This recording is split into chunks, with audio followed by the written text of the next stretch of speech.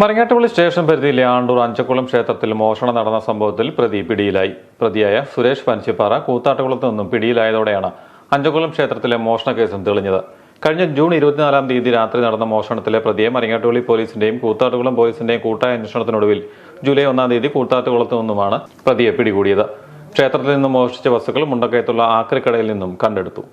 Sub inspector Laijuman CB, SI Biju MG, SI Riju M, SI Joby, SCPO Mahesh EM, CPO Jose Stephen, CPO Ranjith C, CPO Bineesh, CPO Sethuchandran എന്നിവർ അന്വേഷണത്തിൽ പങ്കെടുത്തു. പ്രതിയെ പാലാ കോടതിയിൽ ഹാജരാക്കി റിമാൻഡ് ചെയ്തു.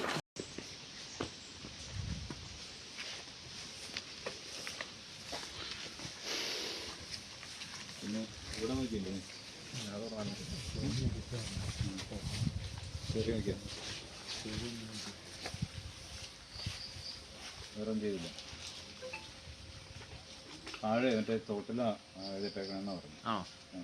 അങ്ങോട്ട് പോയി കേട്ടോ.